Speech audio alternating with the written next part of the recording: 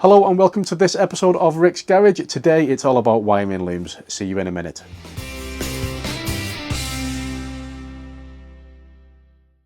So yes, welcome to this episode of Rick's Garage. Today, as I say, we are focusing on a couple of wiring looms in the engine bay. Now this episode is a continuation of a multi-part series covering the full entire engine bay restoration on my Alfa Romeo GTV. If you haven't yet seen the previous episode, you can click just here.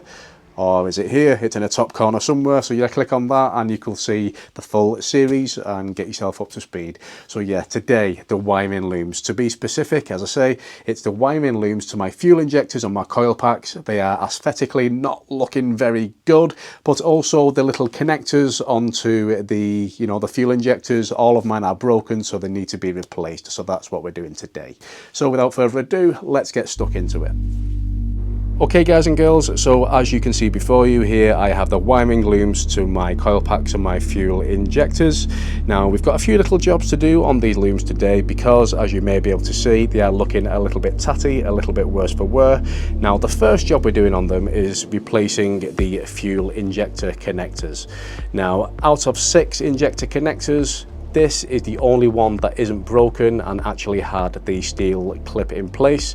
The rest of the 5 are completely damaged or broken to some extent. In fact, you may recall from one of my previous episodes, each of these clips were actually held onto the injector using cable ties, which obviously that isn't good enough, that's not ideal. So today we're going to be replacing these connectors. If you've got damaged connectors or you just want to know how to remove them and refit new ones, then this is the video for you. Now second, what we are going to do is we also replace the bits of conduit. As you can see, it's all damaged and broken. In some cases it's completely non-existent. So yeah, we're going to replace that. Now third, if you look on these 3, you can see we've got little boots on the end, which is great, but on the rear there is none fitted. So yeah, I plan to fit some on the rear 3 as well.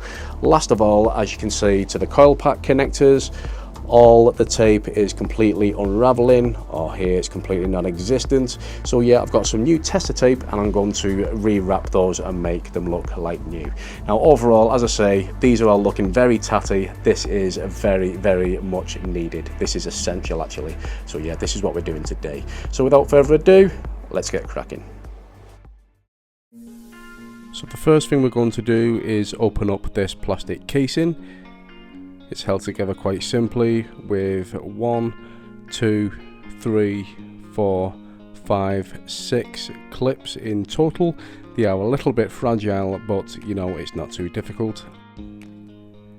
Now to release these little tabs takes a little bit of persuasion. You want to get yourself a nice little precision flat screwdriver. Just wedge it just in here and you want to pry it this way. The idea being is you want to release this little tab just here, which you'll see once the camera focuses. Just give it a little bit of persuasion and it will pop out. They are quite stiff. I can imagine it would be very, very easy to break if you're not careful, but I was very lucky. I released all 6 without too much trouble.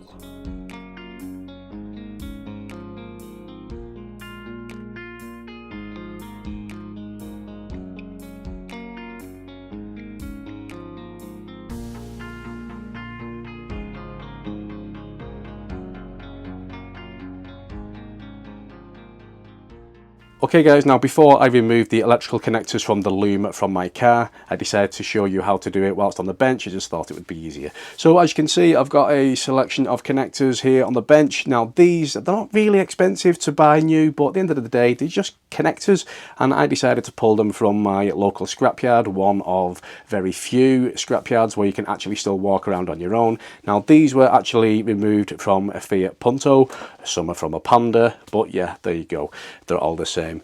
Now the way to remove these, it's very, very easy. Now as you can see inside here, you've got 2 little pins. What you need to do is you need to insert something on either side of the pin in order to pull the cable out. Now there are proper tools you can buy for these. I'll try and insert a photo. I do have some of these tools, but mine are actually in my toolbox at work. Well, you know, that's just sod's law. But if you haven't got the tool, guys, don't worry, because you don't necessarily need it. All you need is a couple of paper clips. Now, all you need to do is open the paper clip up, insert it, or one on each side, one here, and one here, just on the other side, like so. Can you see that? Yeah, just push them in as far as they'll go. Now, before you go yanking at it, what you also need to do is undo this little bracket at the back, because if you go yanking at it, you're going to snap that off. So yeah, we've pulled our little thing off the back. You've got your paper clips in, and all you need to do is just pull it out like so. It really is as simple as that, guys. Now, in theory, I don't know if you can see, you have got these little tiny tabs on each side, and that is what holds it in place on the connector. So yeah, it's as easy as that.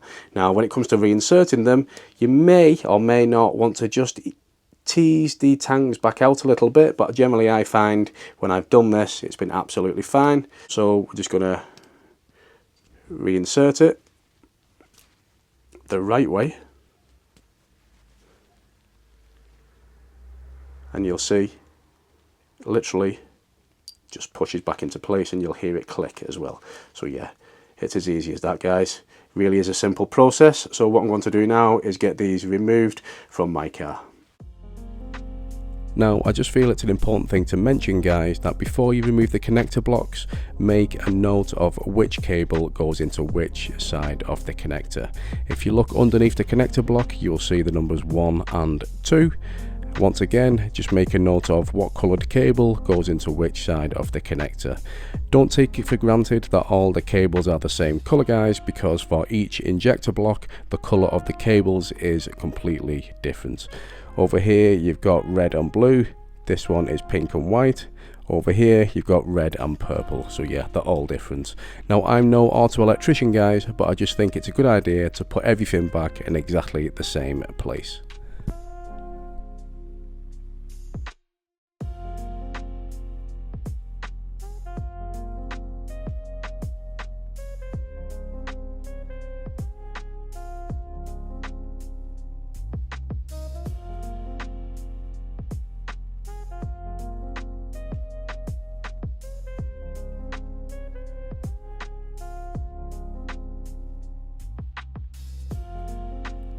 Now, one other thing that you may have to take into consideration, guys, whether you use donor connector blocks like myself or buy brand new connector blocks online, your existing pins may not be compatible with your replacement connector blocks, in which case you'll have no choice but to cut the wires and completely solder new connections on. I was lucky, you may not be, but it's something that I thought it was worth mentioning.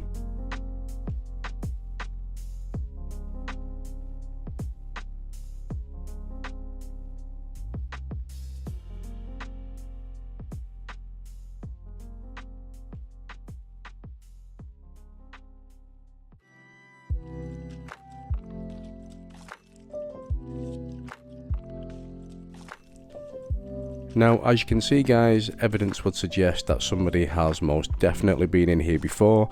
All the old conduit is wrapped in insulation tape. Now, when it comes to the replacement conduit, all the replacement conduit that you see me fitting here, guys, everything has been salvaged from another car. Why not?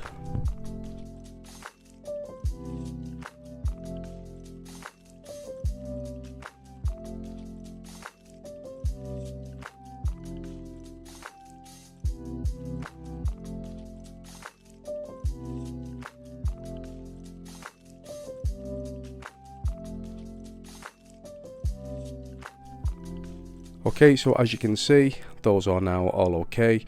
No, I didn't replace the far left connector because that one was absolutely fine, so why bother replacing it? So now it's on to the loom tape. I'm just removing all the old stuff. Now, the replacement Tessa tape or loom tape you can literally buy on eBay for a couple of quid. I will try and post a link in the description.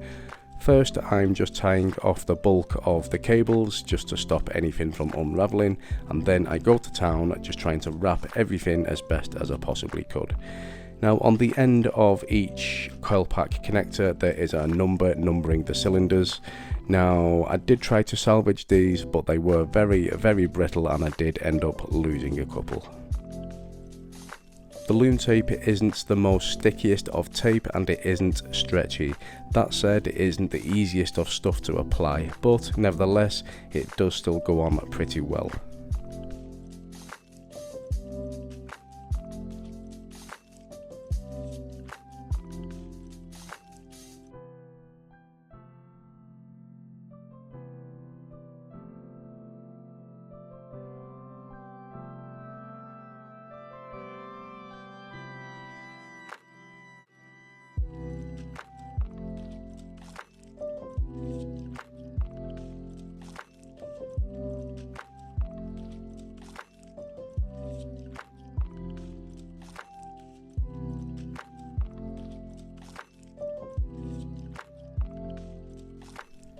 So whilst I'm doing this, guys, I thought this would be a good opportunity to give you a quick update on the car, let you know what I'm up to. So in the last couple of weeks I've had the engine covers and the plenum chamber sent away. I've just received those back in the last couple of days, and without giving too much away, they are now looking absolutely fantastic. All will be revealed in the upcoming episodes. I've had lots of parts received through the post. I've got a full stainless steel engine bolt kit to reassemble everything back together. I've received all the intake gaskets, I've got injector seals, I've got a decal kit to refurb the slam panel, lots of other stainless bits. The only thing that's holding me up is receiving all the bracketry back from the platers, but in the meantime I've got lots of jobs just like this one today to be getting on with, so I'm not stuck for things to do. Overall, in a way, I'm still struggling for time trying to get into the garage around work and things like that, but slowly but surely I'm getting through it. I'm definitely hoping the car will be back on the road well in time for spring, but yeah, it's going okay so far.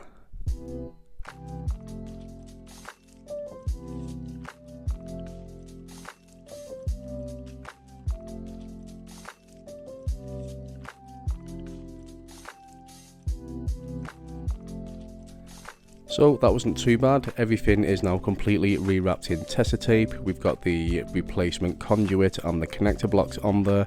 I hope you'll agree it's looking much better now. So we're almost there.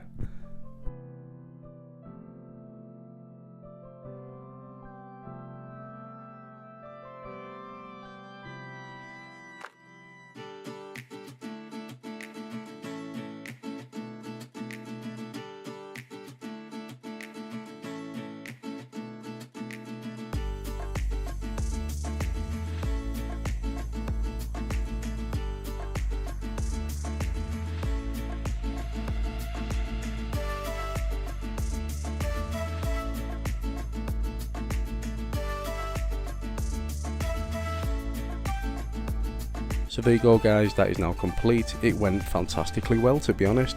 All is looking nice and fresh and it's going to stand the test of time. Now obviously this is only one of two looms because I'm going to do this one off camera. I'm not going to record it because otherwise the video is just going to be too long, but I'm pretty sure that you get the idea.